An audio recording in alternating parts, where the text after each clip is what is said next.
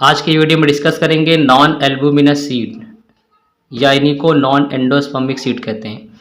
तो जिसमें जिन सीड्स में एंडोस्पर्म बनता तो है बट वो लास्ट में बचता नहीं है। एंडोस्पर्म एक प्रकार से क्या होता है, एंडोस्पर्म वो मटेरियल है जो जो उसके अंदर ओव्यूल है, यानी जो फर्टिलाइजेशन हुआ है, तो फर्टिलाइजेशन के बाद जो जाइगोट बनता है उसका नरिशमेंट जो करता है वो एंडोस्पर्म करता है। तो यहाँ पर हम जानते हैं नॉन एंडोस्पर्मिक सीड कौन होते हैं। नो रेजिडबल एंडोस्पर्म इन सीड, जब किसी बीज में एंडोस्पर्म का थोड़ा सा भी हिस्सा नहीं बचता है, रेजिडुअल मतलब बचा हुआ शेष, कुछ भी नहीं बचता है, थोड़ा सा भी नहीं बचता है बीज के अंदर। तो इसमें क्या होता है, endosperm is completely consumed during embryo development, example P and groundnut. तो जो एंडोस्पर्म होता है वो पूरी तरह से कंज्यूम कर लिया जाता है, किसके द्वारा, एम्ब्रियो के द्वारा। जो एम्ब्रियो डेवलपमेंट कर रहा होता है, जो बढ़ रहा होता है एम्ब्रियो, वो पूरे एंडोस्पर्म को खा लेता है। एक प्रकार से कहें कि जो एम्ब्रियो है, एम्ब्रियो का जो डेवलपमेंट होता है वो एंडोस्पर्म से होता है।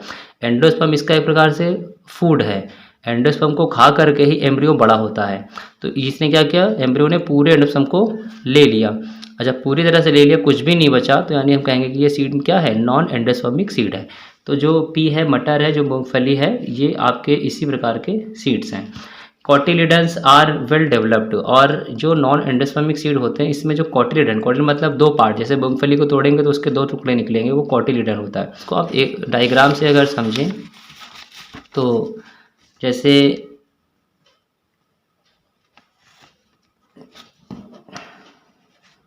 ये स्टिग्मा है, ये स्टाइल है और ये ओवरी है। इसी के अंदर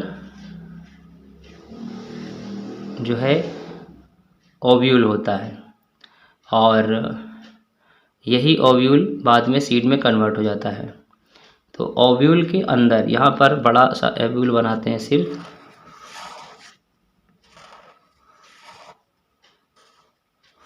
ये एम्ब्रियो सैक है और ये एग सेल है और ये एंटीबॉडल सेल है, ये पोलर न्यूक्लियाई है।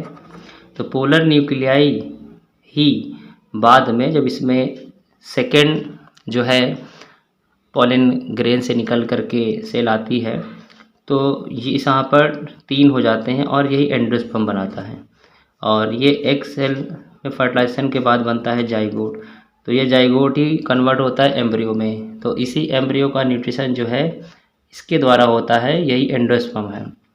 तो जब एंडोस्पर्म पूरी तरह से इसके ज़रिए एब्जॉर्ब कर लिया जाए एम्ब्रियो का नरिशमेंट के लिए, तो यहाँ पर कुछ भी नहीं बचेगा, तो उसी को नॉन एंडोस्पर्मिक सीड कहते हैं।